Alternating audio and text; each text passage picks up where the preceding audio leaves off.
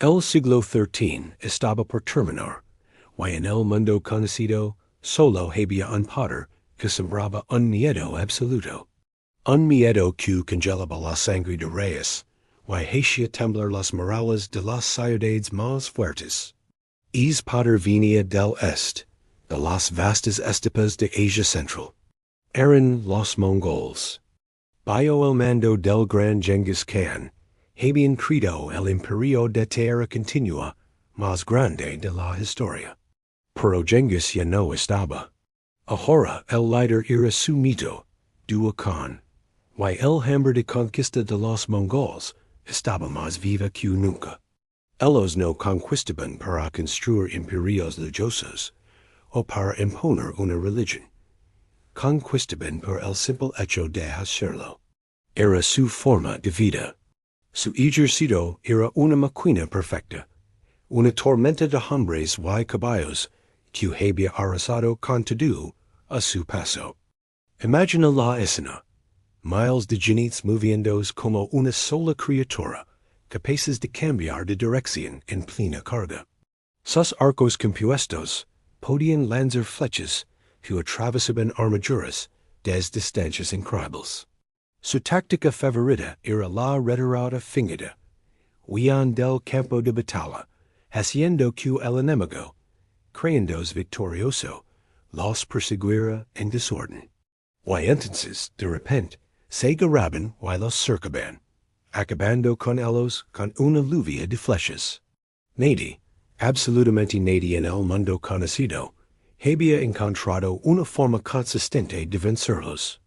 Persia, una de las civilizaciones más ricas y antiguas, cayó. Bagdad, la joya del Islam, la ciudad de las mil y una noches, fue reducida a cenizas.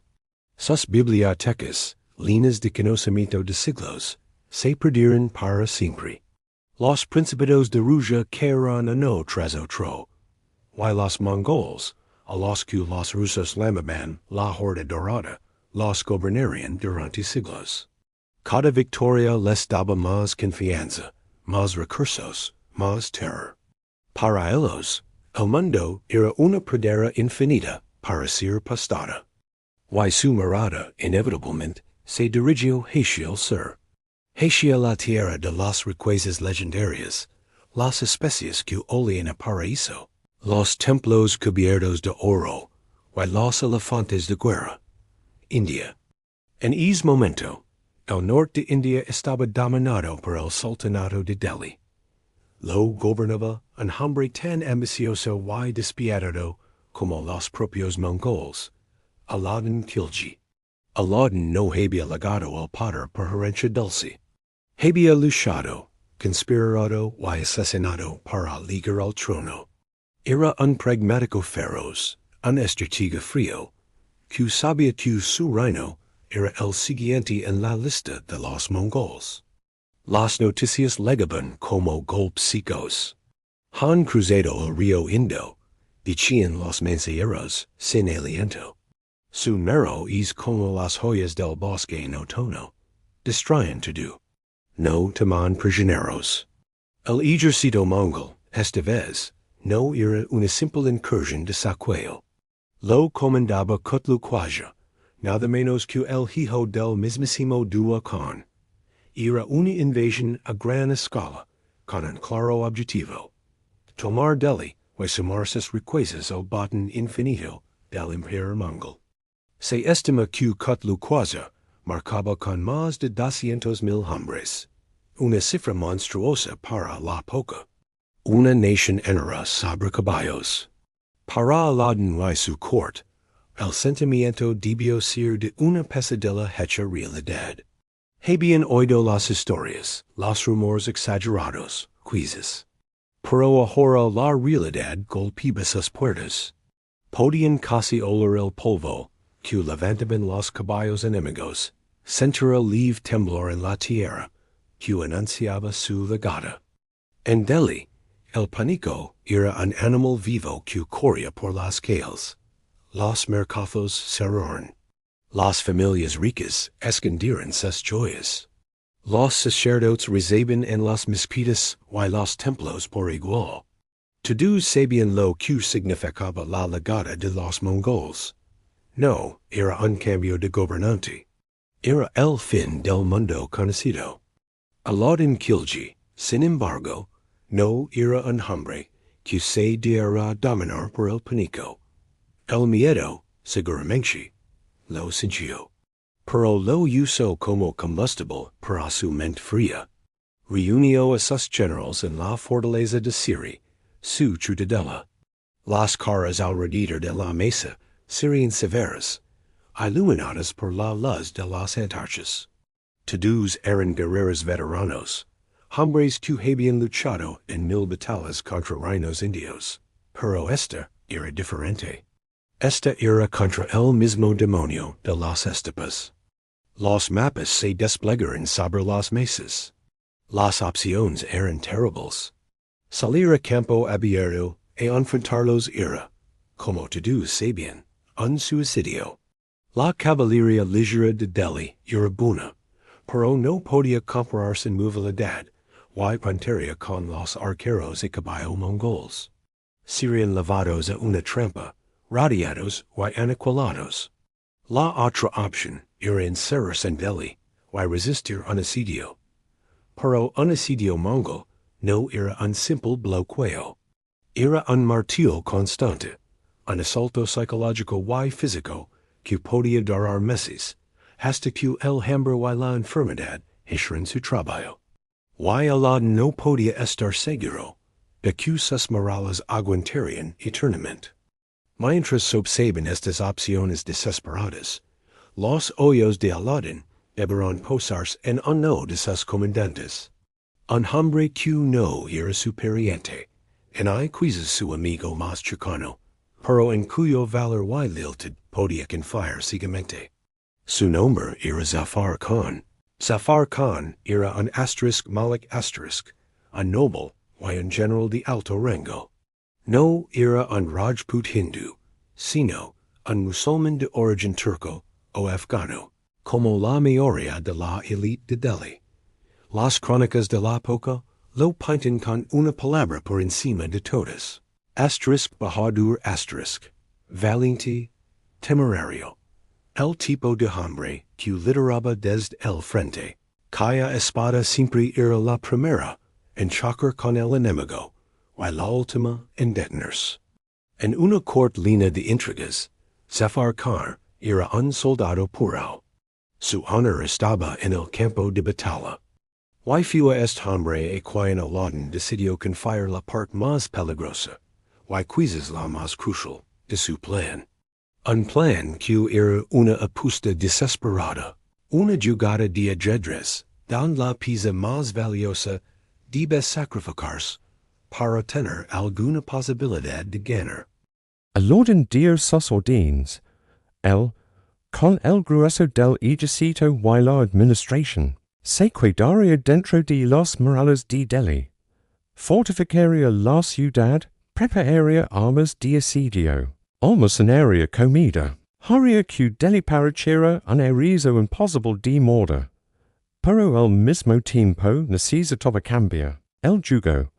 No podía dejar que los mongoles se instalaran cómodamente alrededor de sus murallas, o he entraba Zafar Khan. Su misión no era ganar una batalla. Era imposible. Su misión era convertirse en una espina enorme, dolorosa y irritante en el costado del ejército mongol. Alauddin le dio un contingent de tropas de élite. No eran numerosos. Quizás entre 20 y 30,000 hombres, pero eran lo mejor que tenía, veteranos endurecidos, caballería pesada, lanzas disciplinados y un núcleo de guerreros rajputs, conocidos por su ferocidad en el combate cuerpo a cuerpo, y su código de honor inquebrantable. Zafar Khan y sus hombres salieron por una puerta trasera de Delhi, o en una noche sin luna. Mientras la atención mongol comenzaba a fiarse en los grandes murales, no iban a buscar la gloria, iban a buscar la provocación. Mientras el ejército principal de Cutlaquire legaba a los afueras de Delhi. Y comenzaba a establecer el cerco. Cosas extrañas empezaron a suceder en sus líneas de suministro de la nada. Apparition genites veloces que caen sobre los caravanas de comida y forage. Los incendiaban y desaparecen en el polvo. Patrullas mongoles que se alejaban demasiado del campamento principal no regresaban. Se encontraban sus cuerpos al día siguiente en emboscadas limpias y brutales. Era Zafar Khan. Estaba librando una guerra de guerrillas, usando su conocimiento del terreno local, que los mongoles desconocen. Atacaba y huía, una y otra vez. Pero los mongoles, acostumbrados a que los ejércitos enemigos oyeran o se enfrentaran a ellos en formación, esto era nuevo, era molesto, era humillante. Cutlaquire, el hijo del Khan. Un principio acostumbrado a la obediencia instantánea y a la victoria fácil. Empezó a enfurecerse. Es general insolent, Zafar Khan. Era como un mosquito que zumbaba alrededor de un león. No podía causar una herida mortal, pero no dejaba de picar. Y cada picadura era un insulto a la majestad mongol. Cutlaquire, necesitaba aplastar a es mosquito de una vez por todas. Quería su cabeza. Zafar Khan, siguiendo su misión al pie de la letra, lo tenta. En lugar de esconderse por completo, se dejaba ver. Sus tropas aparecen en una colina desafiante, y luego retrocedían. Levaban a los mongoles en una danza, alejándolos poco a poco de Delhi. Cada kilómetro que los mongoles avanzaban persiguiendo a Zafar Khan era un kilómetro que se alejaban del asedio principal. La atención de Cutler se dividió. Ya no solo quería Delhi, quería la cabeza de general que se atrevía a burlas de él. Y así, sin saberlo, Cutler caía en la primera parte de la trampa. Deja de lado el objetivo estratégico. Tomar la capital, por un objetivo personal y de orgullo, matar a Zafar Khan. Fue aliado del terreno que el eligió para el asedio. Y levado hacia un terreno que Zafar Khan. Y Alauddin habían elegido para la batalla. El lugar se llamaba Kili. No era un fuerte, ni una ciudad amurallada. Era una llanura abierta cerca del río Yamuna. Para el era final de Zafar Khan. Una retirada mal calculada que lo había llevado a un campo de muerte. Cutlaquire debía sentirse eufórico cuando sus exploradores le informaron que el ejército de Zafar Khan había dejado de retroceder. Se había dado la vuelta y había formado sus filas en Kili. Finalmente, el mosquito se había vuelto para enfrentar al león. Ordenó a su inmenso ejército desplegarse. El air se llenó del sonido de los cuernos mongoles. Un sonido que había sido el último que escucharon miles de hombres en medio mundo. Los estandartes con el asterisk tamgo asterisk, el símbolo del clan. Ondeban al viento, la tormenta se preparaba para descargar toda su furia sobre este pequeño grupo de hombres valientes que osaban hacerles frente. Lo que Cutler no podía ver, lo que no sospechaba, era que mientras él perseguía a Zafar Khan, Alauddin Khalji había puesto en movimiento la segunda parte del plan. Des Delhi, en silencio y con una disciplina fría. El grueso del ejército del sultanato había salido de la ciudad.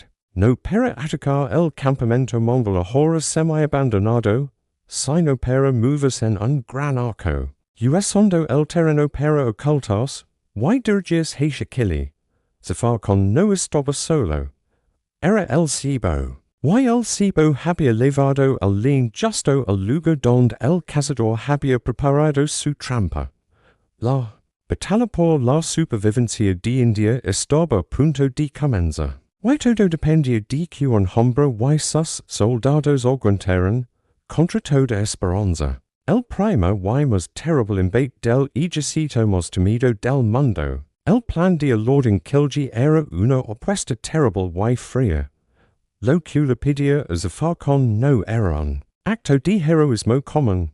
Era, casi con seguridad, una sentencia de muerte. Pero en esos momentos de crisis extrema, los líderes a veces necesitan hombres que estén dispuestos a salopar que detenga la avalancha. Aunque la pared se rompa en mil pedazos. Zafar con aceptó la misión sin titubea.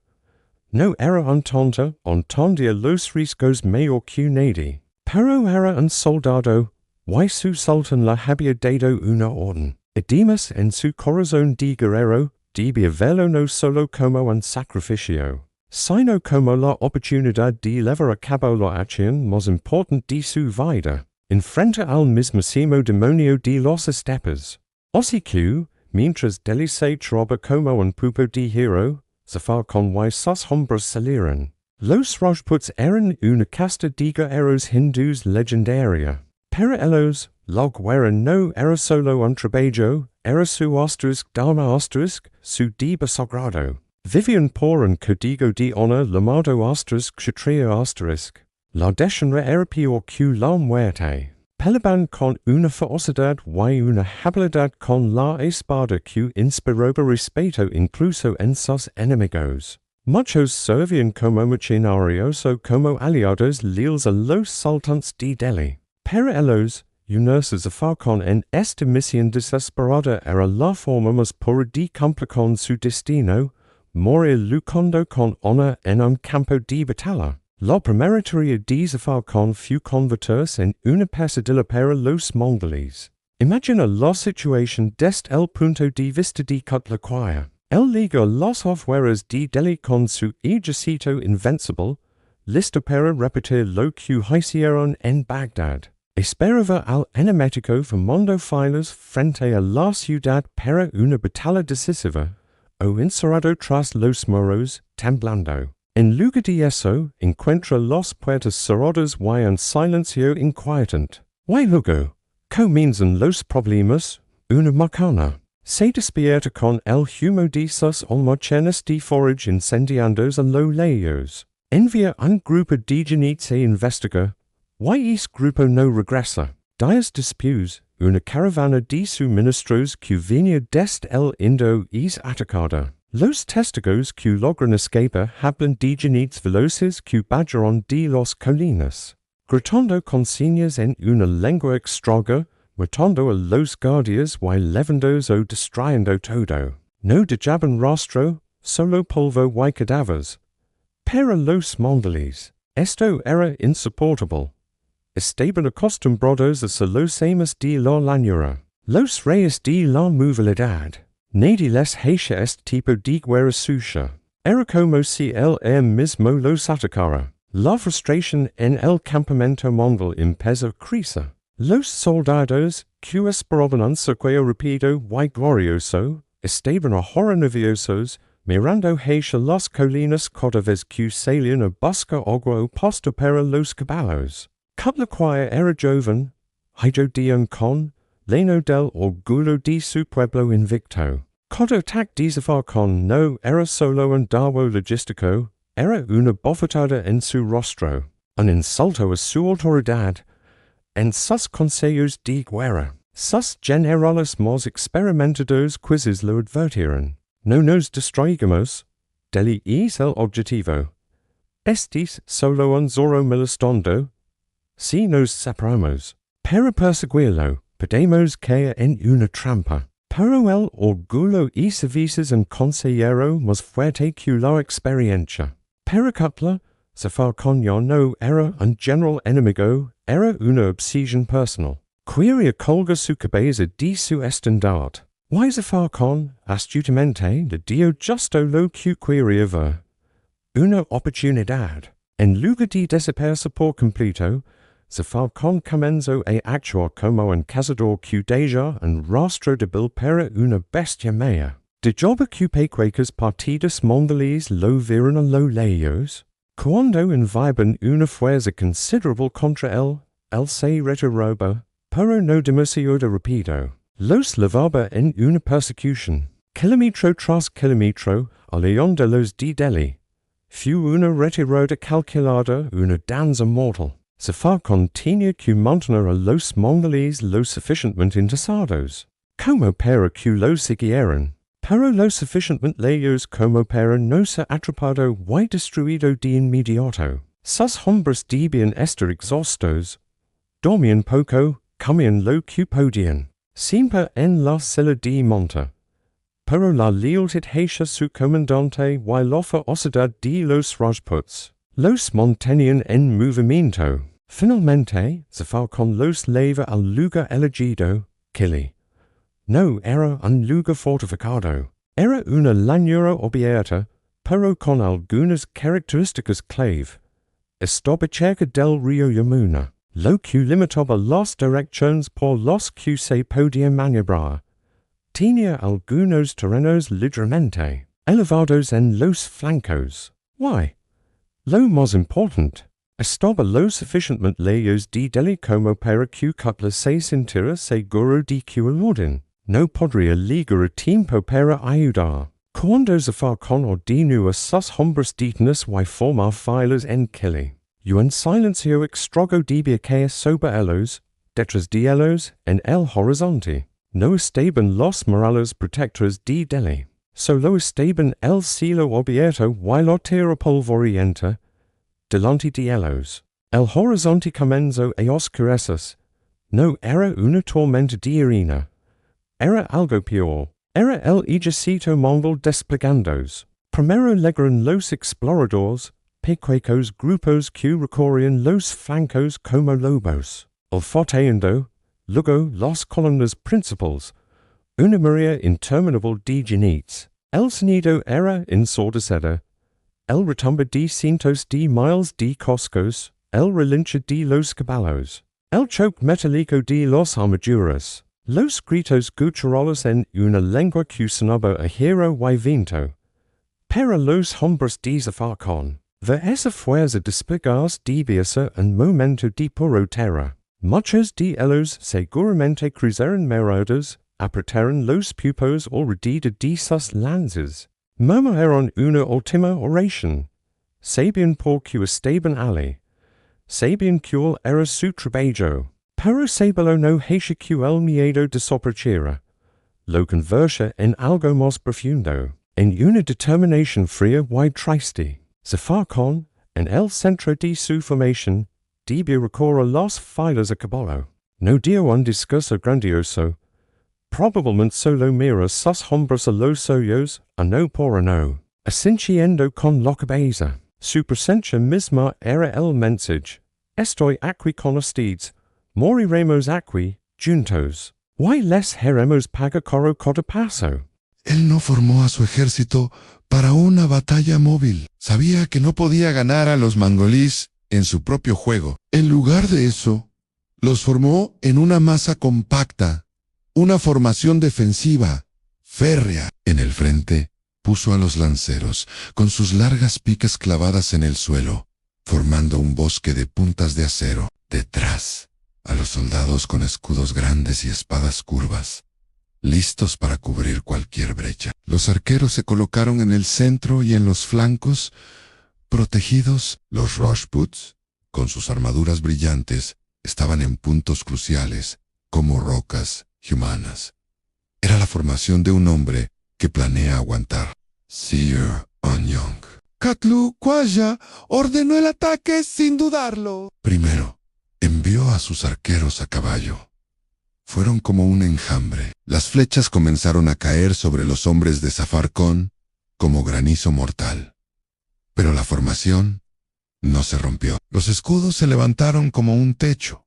Katlu ordenó una carga de caballería ligera. Fue como una ola golpeando un acantilado. El choque de carne y metal contra acero fue horrible. La batalla se volvió caótica y brutal. Zafar estaba en todas partes, gritando: ¡aguanten! ¡No retrocedan! El yunque, aunque sangraba, no se partía. Kutlu concentró toda su fuerza en aplastar ese núcleo, y ese fue su error fatal. No prestó atención a los flancos. El martillo ya estaba en el aire. Alauddin Khalji, con el grueso del ejército de Delhi, ocupaba las colinas. El sacrificio de Zafar Khan había funcionado. Había inmovilizado al dragón. Entonces, sonaron los cuernos de guerra de Delhi. Una nueva marea apareció en el horizonte. Era el martillo. Y bajaba con toda su fuerza sobre la espalda del ejército más temido del mundo. El polvo y el humo de 1000 flechas en llamas ahogan el aire. En medio del caos, espadas Rajput chocan contra acero mongol en un abrazo mortal. Los guerreros luchan hombro con hombro. Una muralla de valor contra la horda imparable. De repente, la línea se quiebra. El pánico amenaza con extenderse como una plaga. Pero entonces, a través de la polvareda, emerge Zafar Khan. Su caballo se encabrita y su espada brilla con furia, lanzándose a la brecha para sellarla con su propio cuerpo. Inspirado por su general, un viejo capitán ve la carga de caballería que se aproxima con un grito final. Se lanza hacia adelante, un sacrificio para ganar un instante vital. Zafar Khan, de pie junto a su camarada caído, levanta la voz por encima del estruendo. ¡Luchad por él! ¡Luchad por nuestra tierra!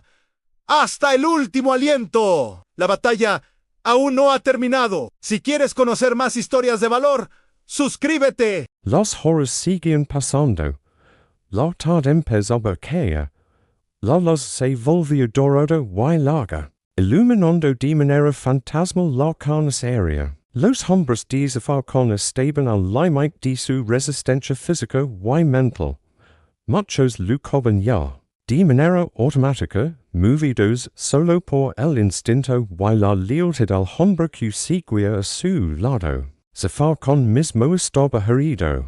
Una flecha le había atravesado el muslo, y aunque la había roto por la mitad, la punta seguía clavada. Una herida de hacha en su hombro izquierdo sangraba bajo la armadura. Cada movimiento le causaba un dolor agudo. Pero seguía en pie, seguía siendo el símbolo. Él sabía que era el plan de Alauddin. Sabía que su misión era aguantar hasta que el martillo caíra. Pero en ese infierno de Kili, con la muerte respirando en la nuca cada segundo, debía haber dudado. ¿Habría recibido Alauddin sus mensajes? ¿Habría podido mover el ejército a tiempo? ¿O acaso el y sus hombres estaban muriendo aquí, no como un regalo brillante, sino como un sacrificio inútil y olvidado? Es pensamiento, el pensamiento del olvido, debía ser más amargo que el dolor de sus heridas. Pero lo ahuyentó. Mira los hombres cansados y ensangrentados que lo rodeaban, que todavía luchaban porque él luchaba. Y su determinación se endurecía como el acero templado. No importaba si llegaba la ayuda o no. Su honor y el de sus hombres no estaba en la victoria final, sino en cumplir con su deber hasta el último segundo. Justo cuando la última luz del día empezaba a desvanecerse, y las fuerzas de los defensores estaban a punto de quebrarse por completo, ocurrió algo extraño en los ataques mongoles. Las oleadas empezaron a perder coordinación. Los cuernos que ordenaban los asaltos sonaron confusos, contradiciendo la presión que había sido constante y feroz. Empezó a flaquear en algunos puntos. Zafar Khan, con los sentidos alerta por ecos de batallas, lo notó de inmediato. Algo estaba pasando en la retaguardia mongola. Algo que estaba distrayendo su atención. Y entonces, en el aire cargado de polvo y muerte, liga un sonido nuevo. No era el grito agudo de los mongoles. Era un sonido más grave, más potente, que venía no del frente, sino de los flancos, de detrás de las colinas donde el ejército mongol tenía sus reservas y su campamento. Eran los cuernos de guerra del Sultanato de Delhi. Un temblor, diferente al de los caballos cargando, recorrió el campo. Era el temblor de la esperanza, minúsculo y frágil, en los corazones de los exhaustos defensores. Zafar con un esfuerzo sobrehumano. Se subió a un montículo de equipage abandonado para mirar más allá de la maría de combations. Lo, que viola los pulmones de un air que no sencha dest hacia horrors. En las colinas del est y del oeste. Una nueva línea interminable de estandards y armaduras aparece bajo el cielo crepuscular. Era el ejército principal. Alauddin había legado. El plan había funcionado. El yunque, aunque destrozado y sangrante, había aguantado. Y ahora, el martillo caía con toda la furia acumulada de un reino que se defendía. Un grito, seco y poderoso, escapa de los labios agritados de Zafar no era una orden. Era un rugido de liberación, de triunfo orgánico. Ahora, grito. Segalando con su espada rota hacia las líneas mongoles. Ahora es nuestro momento. Por todo, sus hombres, con una reserva final de fuerza que les dio la desesperada esperanza, redoblaron sus esfuerzos. Yo no se defendían. Prisionaron hacia adelante, clavando sus lanzas, blandiendo sus espadas. Su tarea ya no era solo aguantar. Era sujeta. Era mantener a los mongoles, distraídos y confundidos por la nueva amenaza, pegados a ellos, para que no pudieran girarse y enfrentarse al nuevo enemigo que caía sobre sus espaldas desprevenidas.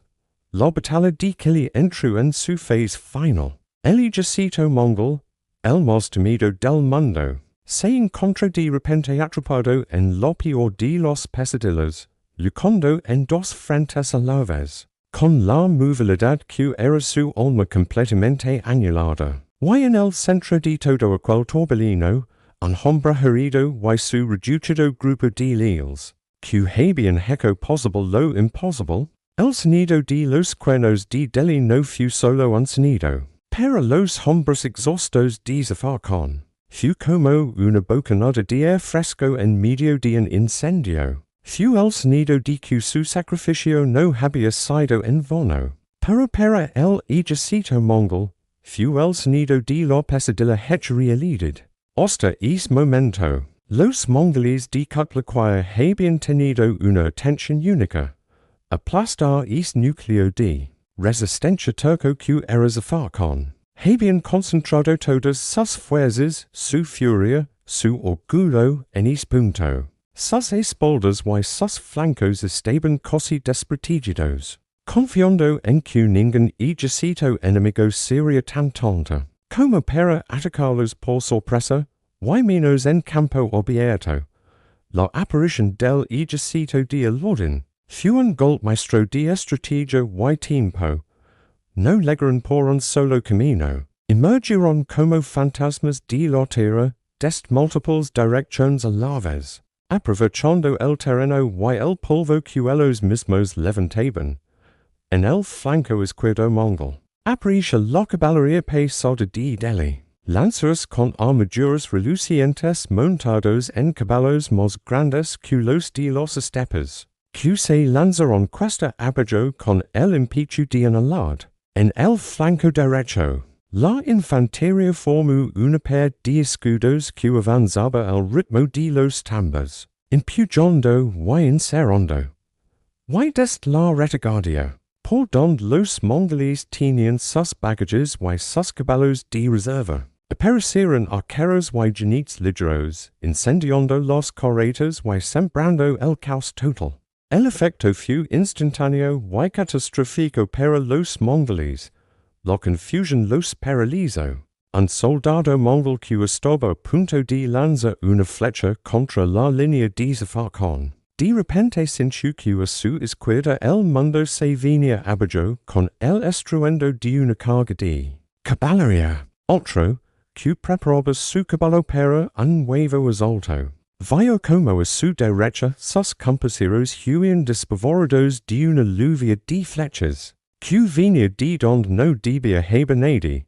Los cuernos mongoles, que siempre habían sido instrumentos de orden y señales claras, ahora sonaban contradictorios. Desesperados, Caplaquire, en su calina di mondo, debia senia el suelo hundas bajo sus pies. En un instante, pasa de la frustración un pánico helado. Su mente entrenada para la conquista. Tuvo que enfrentarse una realidad para la que no estaba preparado, estaba atrapado. La ventaja táctica más grande de su pueblo, la movilidad, había sido anulada por completo. Su ejército estaba apagado, desorganizado. Y ahora recibía golpes por todos lados. En el centro, Zafar-Con y sus hombres sintieron el cambio inmediatamente. La presión que los aplastaba empezó ceder. Los ataques frontales se volvieron débiles. Distraídos, los guerreros mongoles que tenían frente a ellos empezaron a marar hacia los lados. Con miedo en los ojos, la disciplina fría del ejército más temido del mundo se estaba quebrando. Zafar-Con, con una energía que le dio la última reserva de esperanza, vio la oportunidad. No era el momento de descansar, era el momento del contraataque final. Su misión ya no era solo aguantar, ahora era convertirse en el yunque contra el que el martillo de Alauddin estamparía al enemigo. Con una voz que ya no era humana, más parecida al rugido de un animal herido, ordenó a sus tambas que sonaran. Un ritmo diferente, lento pero implacable. Adelante, grito. Ancla costaba respirar por el dolor de sus heridas. Un paso, solo un paso adelante. Sus hombres, aquellos que no podían sostenerse en pie, obedecieron. Con un esfuerzo sobrehumano, dejaron de defenderse y dieron un paso al frente. Luego otro. Y otro. No era una carga veloz. Era un avance lento, pesado, como un arraigo humano. Empujaban con sus escudos, clavaban sus lanzas en cualquier hueco que encontraban.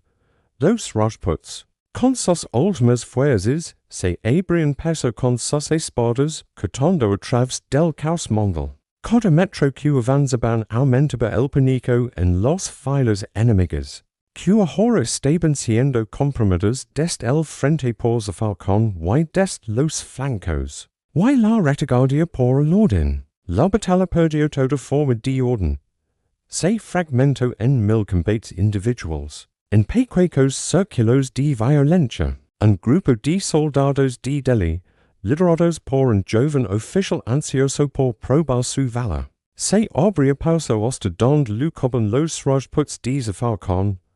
Por un momento se miraron. Soldados del Sultan y guerreros Rajputs agotados, unidos por el polvo y la sangre. No hubo palabras, solo un asentimiento, un gesto de respeto. Y luego se volvieron espalda con espalda para enfrentarse a un nuevo grupo de mongoles, que intentaba abrirse paso. La caballería pesada de Delhi hacia estragos.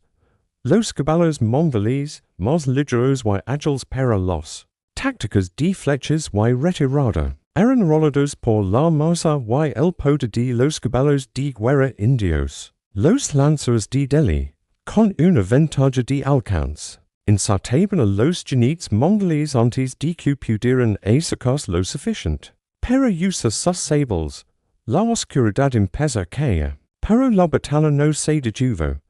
Se peleaba a las de los anticos que se incendian en el caos, a las de los carretas incendiadas. Las sombras bailaban en una danza macabra, haciendo que los enemigos aparecieran y desaparecieran como demonios. El río Yamuna, Chocono, empezó a tecerse de un rojo oscuro, como dicen los crónicas. El aire era irrespirable, lleno de humo, polvo y el olor dulce de la muerte. Caplaquire, viendo como su ejército se desintegraba, tomó la decisión más difícil para un comandante mongol, y más para el hijo de un con, la retirada. Pero ni siquiera era una retirada ordenada, era una huida. De órdenes a sus guardias personales, los más leales y mejor armados, de abrirse paso como diera lugar. Abandono su estandarte, su tienda di mondo, todo. Suvnico objetivo era salvar la vida y leva la noticia di la derrota a su padre. La noticia di que el príncipe Julia se extendía como un reguero de pólvora entre los mongoles que un lucoban. Eso rompió el último hilo de su moral. Si su líder, el hijo del gran con Julia, por Cuban elos acuedarse moria. La resistencia organizada se acaba. Lo que siguió fue una carnicería. Los soldados de Delhi y los hombres de Zafar-Khan, ahora unidos en la persecución, caen sobre los mongoles que intentaban escapar. Muchos se agarran en el Yamuna, intentando cruzarlo a nado bajo una lluvia de flechas. Otros fueron cazados en las llanuras durante los días siguientes. Zafar-Khan, en medio del frenesí de la victoria, apenas podía mantenerse en pie. Había beado de su caballo, que había quedado muerto hace rato, se apoyaba en su espada, clavada en la tierra como un post. A su alrededor, sus hombres, los pocos que quedaban, se dejaban caer al suelo, exhaustos, algunos llorando en silencio de alivio y de dolor. El silencio que empezaba a caer sobre el campo, roto solo por los gemidos de los moribundos y los gritos leonos de la persecución, era extraño, casi irreal. Mire su alrededor. La llanura de Kili, que había sido un campo verde, ahora era un paisaje lleno de cuerpos, armas rotas y caballos muertos. De sus 30,000 hombres, quizás solo quedaban con vida unos pocos miles, y casi todos heridos. Había cumplido su deber más allá de lo imaginable. Había sido el yunque. Y el yunque, aunque había detenido al martillo enemigo, estaba destrozado entonces, a través del humo y la penumbra, vio acercarse un grupo de jinetes. Levaban los estandartes personales del sultán. Era Alauddin Khalji, llegando al campo de batalla ahora que la victoria era segura. El sultán bajó de su caballo y, camino entre los cuerpos, su rostro impasible iluminado por las antorchas de sus guardias. Sus ojos recorrieron el escenario de la masacre, la evidencia del precio que se había pagado. Luego, se detuvo frente a Zafar-Khan. Los dos hombres se miraron. Zafar-Khan, cubierto de sangre y polvo, herido, apenas sosteniéndose. Alauddin limpio, con una armadura reluciente, el vencedor indiscutible. En los ojos de Zafar-Khan debía haber un destello de algo, expectativa, reconocimiento, había hecho lo imposible. Había salvado a Delhi. Alauddin se acerca, puso una mano en el hombro no herido de Zafar-Khan. Su voz era fría, calculadora, la de un político, no la de un camarada de armas. Has servido bien al sultanato. Zafar-Khan, de Valacera recordado, fueron palabras huecas, formales. No hubo abrazo, no hubo lágrimas de gratitud, no hubo promesas de riquezas y honores. Solo el cumplido distante de un homo e un serviente que había hecho un trabajo excepcionalmente difícil. Luego, Alauddin sobre sus talones y comenzó a dar órdenes a sus generales para perseguir a los fugitivos y contra el botín. La atención del sultán ya estaba en el siguiente paso: consolidar su poder y su gloria. Zafar-Khan se quedó allí, apoyado en su espada, mirando como el hombre por el que había sacrificado a casi todos sus hombres y casi su vida se alejaba. La frialdad de ese momento debía ser un golpe más duro que cualquier herida de flecha. Comprendió en ese instante la verdad. Él no había sido un hero en la historia de Alauddin. Había sido un instrumento muy útil, pero desechable. Los cronistas de la corte de Alauddin, aquellos que escribirían la historia oficial, ya estaban tomando notas. Elos nerarian lo brillante estrategia del Sultan. Su decision de salir de Delhi y aplastar a los mongoles en Kili. El sacrificio de Zafar Khan. El detalle crucial de haber inmovilizado al enemigo. Se desvanecería. Se minimizaría. Se convertiría en una simple acción de retaguardia en los libros de historia patrocinados por el Palacio, Zafar Khan. El hombre que había derrotado al ejército más temido del mundo al permitirse su objetivo. Sería borrado. Su nombre. Y el de los miles que murieron con él se perdería en la niebla de los secos. Mientras el nombre de Alauddin brillaría como el del gran salvador de India. El último pensamiento de Zafar Khan. Antes de que sus hombres lo levaran para atender los heridos. No debía ser de triunfo, fue probablemente de una tristeza profunda y silenciosa. Había ganado la batalla más grande, pero ya sentía el frío del olvido que brindalo. Tan inevitable como la noche que acababa de caer sobre Kili. La llanura de Kili, con los primeros rayos del nuevo día, era un espectáculo que helaba la sangre. Donde antes había hierba, ahora solo había barro revuelto con rojo. Los cuerpos de hombres y caballos se amontonaban en pilas grotescas. El air, quieto y pesado, olía a hero, a humo y a esa dulzura agria que deja la muerte. El silencio era lo más aterrador, solo roto por el graznido de los corvos que comenzaban a bailar del cielo y por los gemidos. Devised de los que no habían dejado este mundo. Los soldados de Alauddin, exhaustos pero victoriosos, recorrían el campo, no con reverencia, sino con la crudeza del día post-batalla. Recogían armas valiosas, despojaban a los muertos mongoles de cualquier objeto de valor, y daban el golpe de gracia a los enemigos heridos que encontraban. A sus propios camaradas caídos, los apartaban con más cuidado, para un entero opera más tarde. En medio de este pasaje de fin del mundo, un grupo de hombres se movía con una lentitud dolorosa. Eran los supervivientes de Zafar Khan, quizás unos pocos miles de los 30,000 que habían comenzado. Casi todos heridos. Algunos, cegados por el polvo y la sangre. Otros cayendo, apoyándose en los lances que usaban como maletas, buscaban entre los montones de cadáveres, volteando cuerpos con esperanza desesperada. A veces encontraban a un compañero todavía con vida, y un grito ronco de alegría se elevaba antes de que lo llevaran a la zona donde unos pocos médicos intentaban, con medios rudimentarios, salvar lo insalvable. Zafar Khan no estaba muerto. Lo habían llevado a una tienda improvisada, una lona sostenida por lanzas clavadas en la tierra. Los heridos en su muslo y hombro habían sido vendados de manera tosca. La pedida de sangre lo había dejado débil, pálido. Pero sus oídos, encantados, estaban abiertos, escuchaba los sonidos del exterior.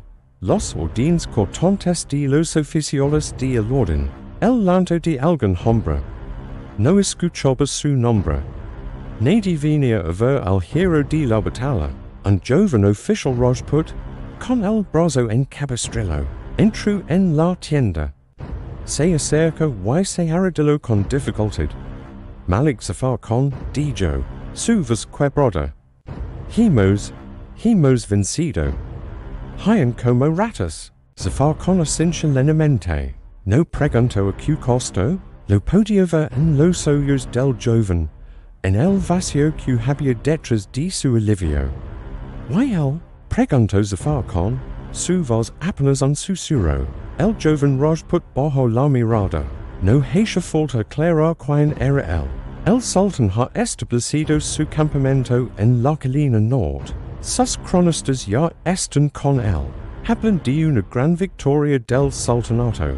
Zafar Khan cerró los ojos. No era sorpresa.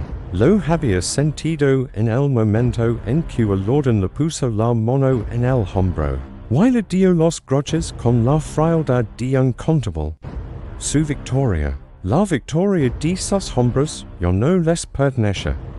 Se había convertido en un capítulo más de la grandeza de Alauddin Khalji.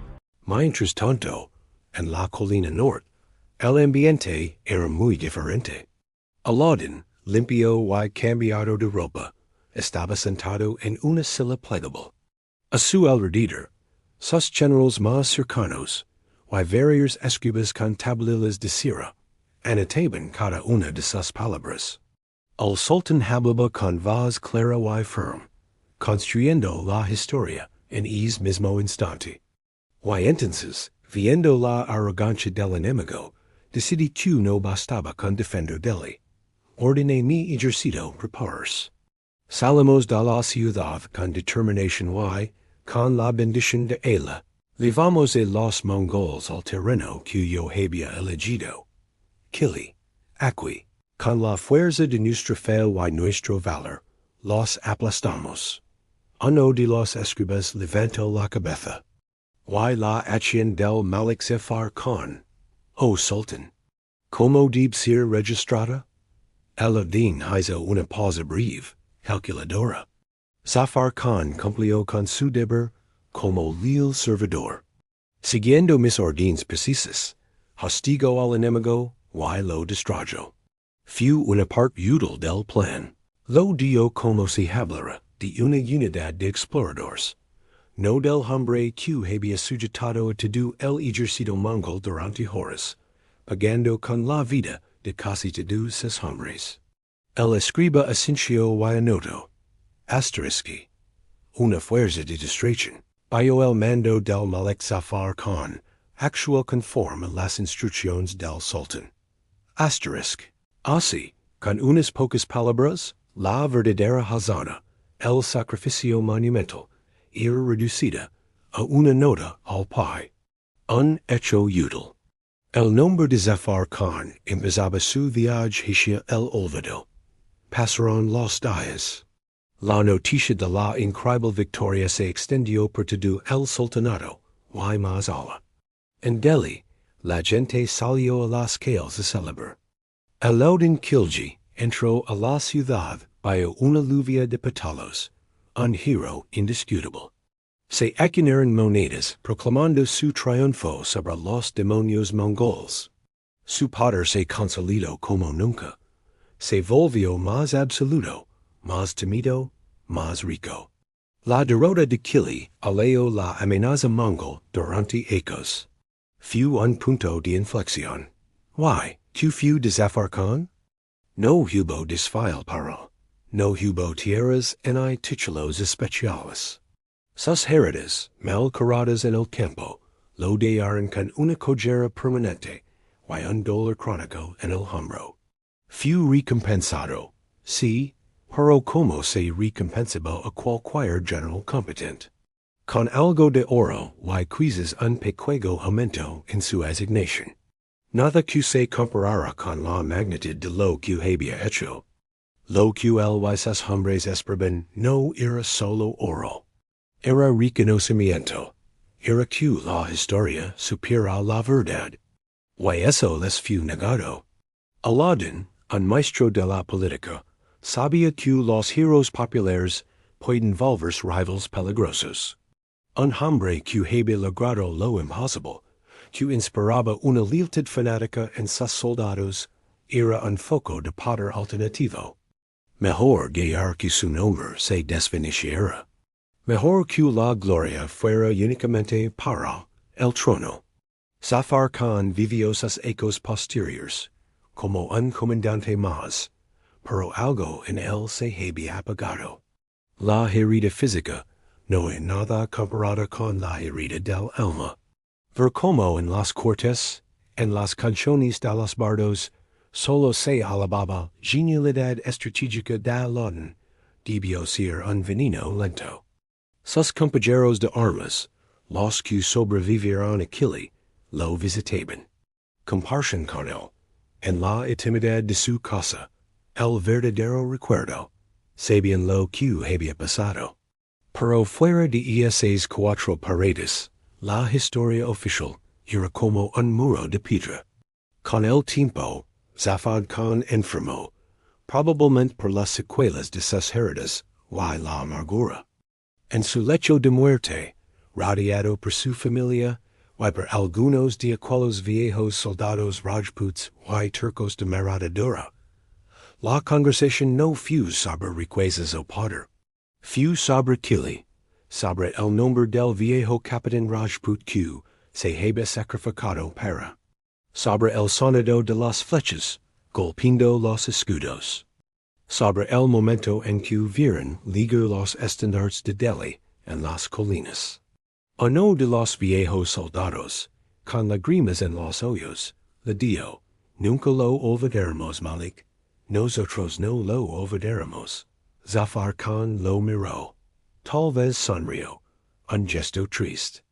Ustedes no, susurró. Pero el mundo si lo era. Y tenía razón. Cuando él murió, fue un funeral digno, pero no el de un salvador de la nación. Poco a poco, su nombre desapareció de los registros importantes. La batalla de Kili siguió siendo famosa, pero como la victoria de Alauddin sobre los mongols. El hombre que había sido el corazón de esa victoria fue borrado. ¿Por qué es importante esta historia? No es solo una anécdota triste. Es un recordatorio de cómo se escribe la historia. A menudo, no la escriben los que luchan y mueren en el barro, sino los que tienen el poder y la pluma en los momentos posteriores. Es la historia del costo humano que queda enterrado bajo el mármol de los monumentos a los grandes gobernantes. Kili fue un momento crucial. Probó que los mongols no eran invencibles. Rompió el hechizo del terror que tenían sobre Asia. Dio a India un respiro y confianza. Pero al robar su hero, Alauddin no solo fue injusto. Nos robó a todos una lección completa de valor, sacrificio y estrategia. Nos dejó una historia a medias. Hoy, si buscas Batalla de Kili 1299, encontrarás la versión de Alauddin. Pero si escarbas en crónicas menos conocidas, en poemas regionales, en las tradiciones de los Rajputs, en persiste un eco de un hombre que, sabiendo que era una misión de muerte, aceptó ser el cibo. Un hombre que se convirtió en un muro vivo durante horas. Un hombre cuyo nombre fue Zafar Khan. Su historia nos liga ahora, no desde los palacios, sino desde el campo polvoriento y sangriento, como un susurro que atraviesa los siglos. Un susurro que dice que avisas la verdadera grandeza, no está en quien toma el crédito, sino en quien, desde las sombras del olvido, hizo posible que la luz siguiera brillando. Y que el valor de un hombre y sus compañeros no se mide por los títulos que recibieron, sino por el abismo que se atreveron a contener con sus propios cuerpos.